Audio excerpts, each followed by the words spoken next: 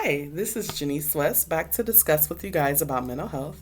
Last time we talked, we discussed about the prevalency involving mental health and also the stigmatism that is involved in mental health and why it makes it hard for people to get help, for people to talk about what they're going through. And so today we're going to be discussing exactly what is mental health.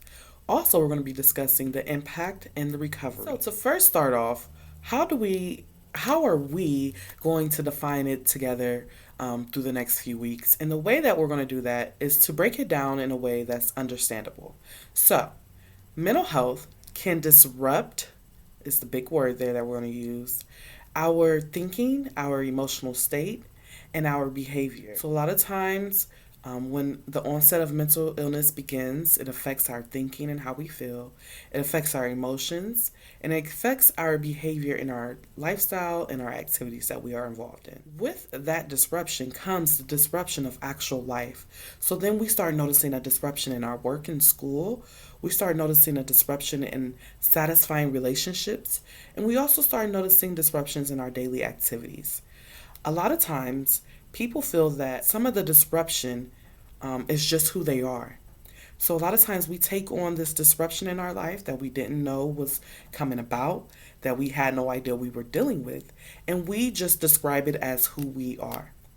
And so, what I want you to know is the earlier we start noticing these disruptions, the better. So, when you start noticing that you are no longer interested in the activities that used to bring you joy, that you were thriving in, and you start noticing a change in that, that is a disruption. If you start noticing disruptions in your relationships because of communication, because of lack of concern, due to the fact that it's just not in you to be interested, that is a huge disruption or sign to be worried about. And last but not least, if we start noticing a disruption in our work and in our school activities, we are slacking more. We feel like we can't get the job done. We are procrastinating more. Things of that nature can be a disruption, even if it involves drugs or alcohol. So we're starting to notice that we have to indulge in our drugs and alcohol in order to get through work or in order to get through school, our activities, our relationships. These are the signs that we need to recognize, talk about, and get help for.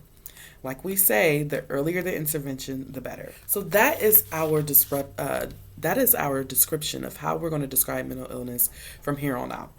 Now, as far as the disabling piece, right?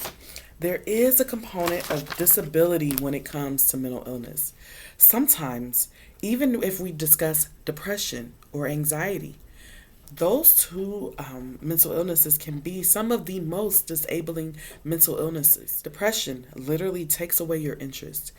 It literally makes you so fatigued and tired that you have no care for a lot of things that you used to enjoy, even for yourself, even for your future. And so we have to understand. I'll give an example of comparing a mental illness such as depression with the physical illness that we see as disabling. And one of those examples here is the impact of disability and how it affects your ability to carry out daily activities, to enjoy relationships, to work and go to school. So here's that example.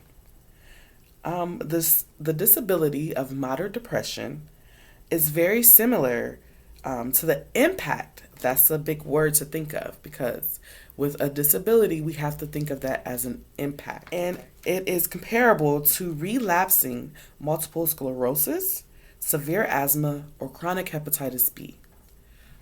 And so, with understanding the disruption, with understanding the impact, now we can start thinking about the recovery. What does recovery look like? Well, recovery, just like mental illness, is unique to that person. So one thing we have to understand is mental illness is going to look different in everyone. No one is going to have the same signs and no one is going to have the same exact dealings with the mental illness. Okay, it impacts everyone differently. So we have to understand that recovery is the same way. Recovery is unique to you. A lot of times when people think of mental illness in the recovery, they think of totally eradicating all of their signs and symptoms, and any dealings that has to do with their mental illness, which comes with sometimes therapy, sometimes medication. What I suggest on both of those things is that they are done together.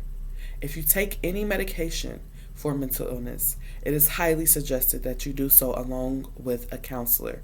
They or therapist or whatever professional doctor, which we will get to talking about later, as far as recovery. And so that recovery might look unique. It might be you wanting to get rid of all of your signs and symptoms in order to eliminate the disruption in your life. And for others, sometimes recovery looks like just being able to deal with what you're going through alongside still being able to thrive, still being able to enjoy your relationships, still being able to carry out your daily activities, still being able to thrive in your work and school. And so that is what recovery can be.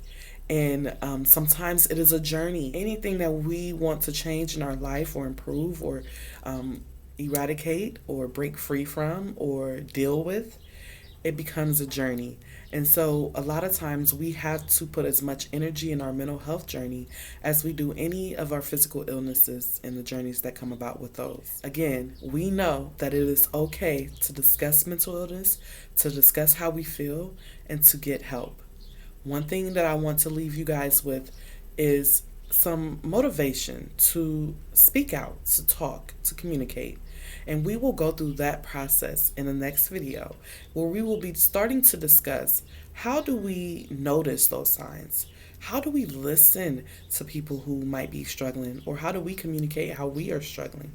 How do we give people some hope? And how do we get people to the help that they need?